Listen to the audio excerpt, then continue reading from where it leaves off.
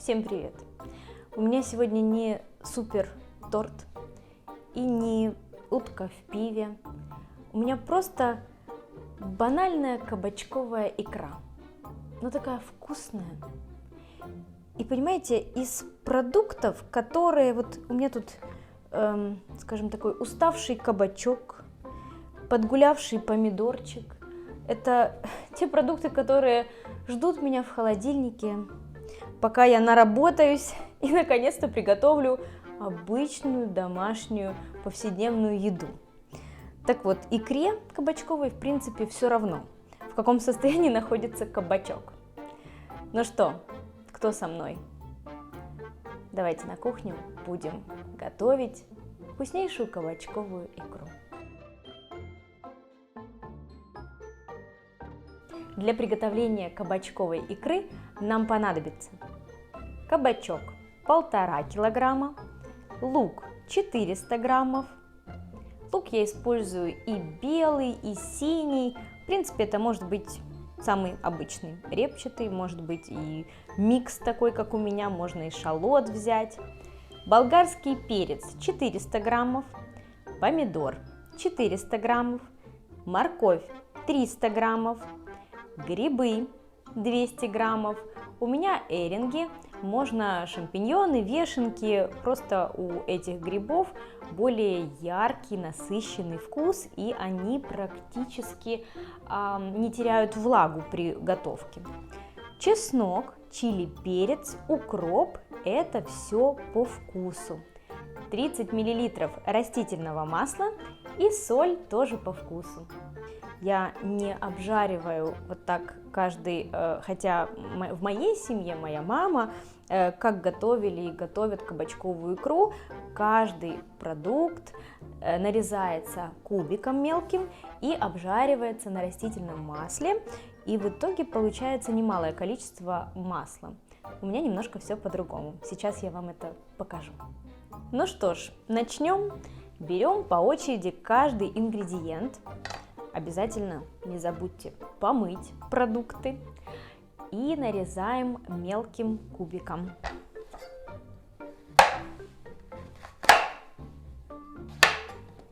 Оп. Я шкурку с кабачка не счищаю, не вижу ничего в ней такого страшного.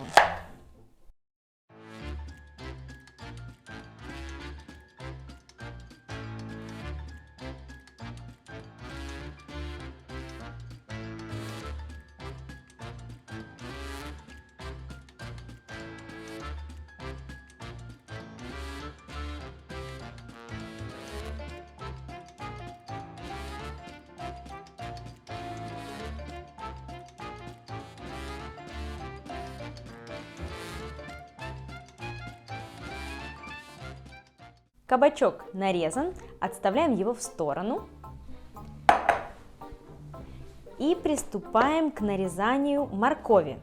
Морковь нарезаем тоже небольшим кубиком.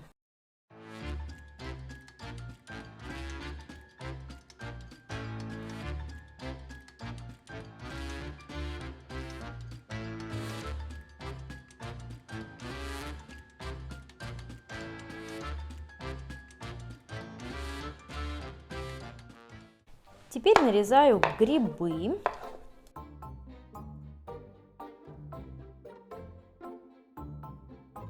Не старайтесь делать супер ровные кубики, потому как мы потом всю эту икру, все эти овощи пробьем блендером,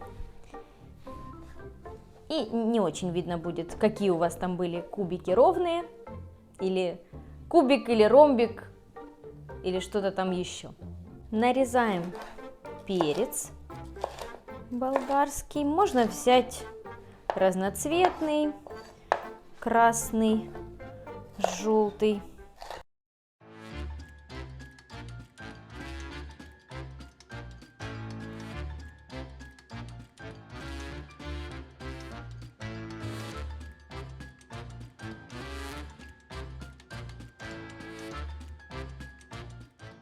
Снимаю с помидор кожуру, Для этого заливаю их кипятком.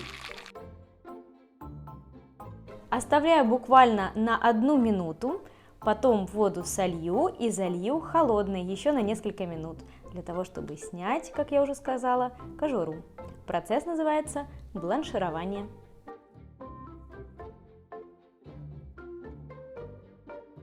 Снимаю с помидора кожуру.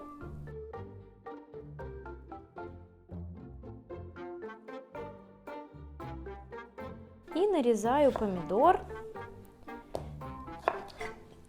небольшим кубиком. Так, серединку, сердцевинку выбрасываю. Она жесткая. Так.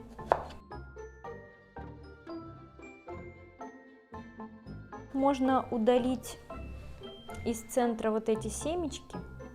Ну, они меня не очень смущают, если честно. Поэтому я их оставляю. Кожуру нет, а семечко пусть будет.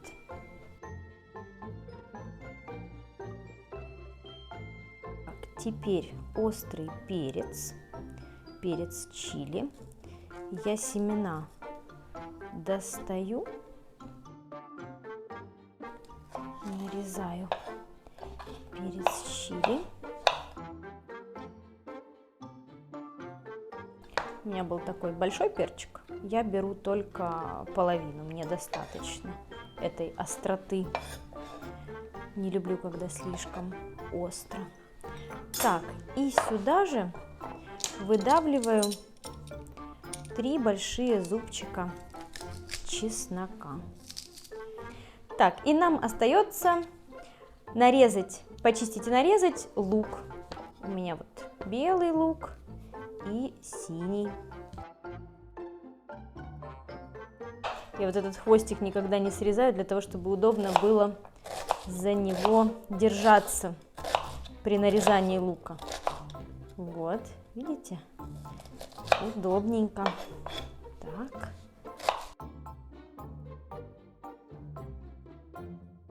И белый.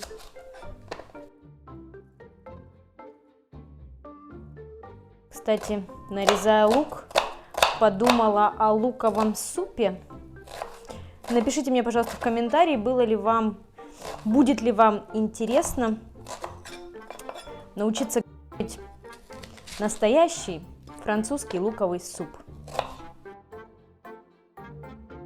Ну что, практически все ингредиенты уже нарезала. Остается только укроп, но его мы положим практически уже в самом конце приготовления. Берем большую кастрюлю. На дно кастрюли отправляем растительное масло. Есть. Перец. Тут последовательность не особо важна. Лук. Оп. Морковь. Грибы. Помидор.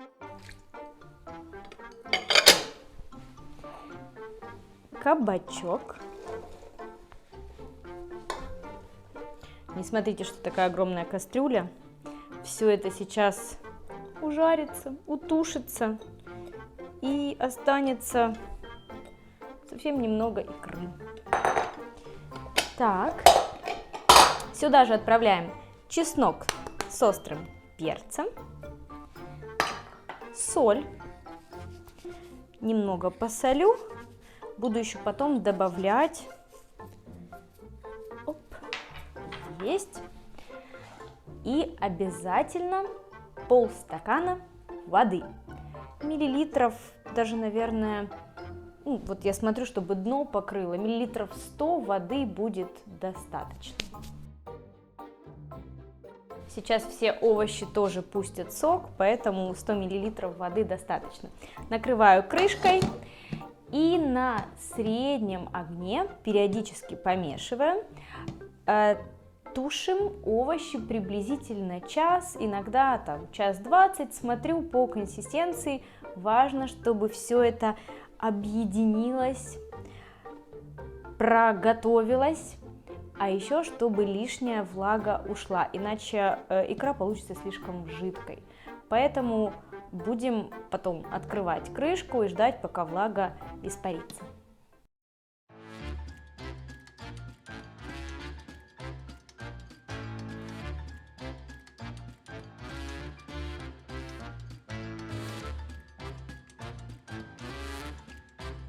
Овощи уже около получаса тушатся, практически все разварились.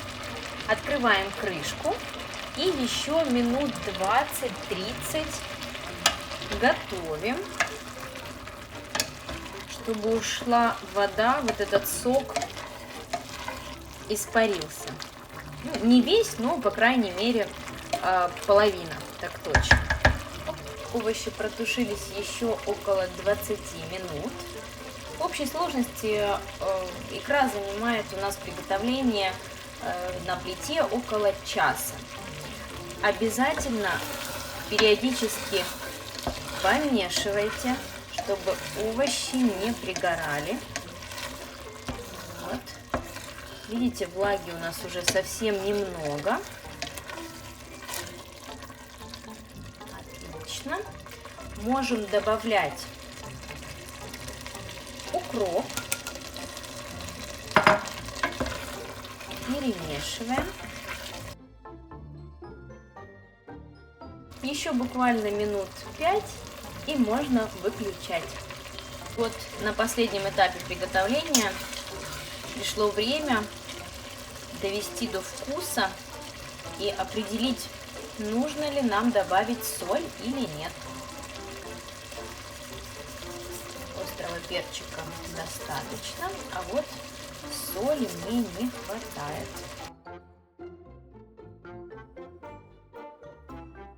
И как только вы доведете до вкуса икру, можно выключать, накрывать крышечкой.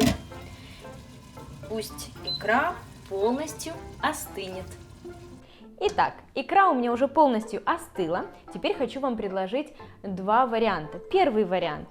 Мы подаем ее вот такими кусочками, кубиками. И второй вариант, в моей семье он нравится немного больше. Я беру блендер, пробиваю блендером икру до более однородной консистенции, ну так, чтобы немножко кусочки все-таки оставались.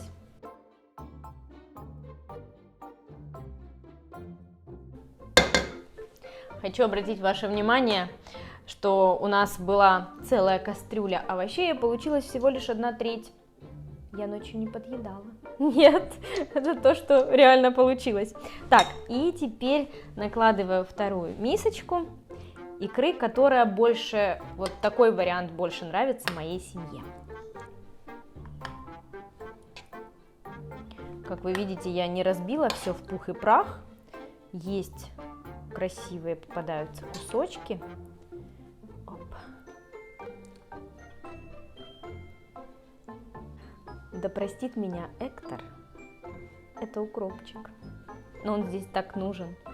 Малюсенький такой кусочек. Не кай. Опля. Есть. Все готово.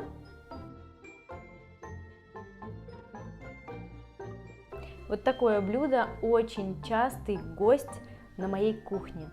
Мне очень хочется, чтобы и на вашей кухне это блюдо прижилось.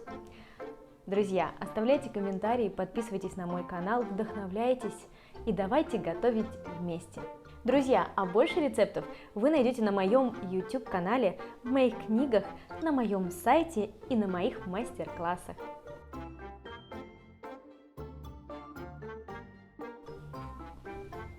Я обожаю икру, и каждый раз я не могу остановиться. Ем, пока вся кастрюлька не закончится. Кстати, если вы также любите кабачок, как и я, у меня на канале есть шикарный рецепт оладьев из кабачка с рыбой, а еще блинчики. Блинчики просто вау. Обязательно приготовьте. Наташа, бери срочно икру и кушай. Ложку тебе дам сейчас. Это очень вкусно, ты еще не обедала, да? Да. Ну, нямай, нямай. Ну, что ты стесняешься? Правда. Все, я сейчас побегу. Как раз пообедала. Ну, что?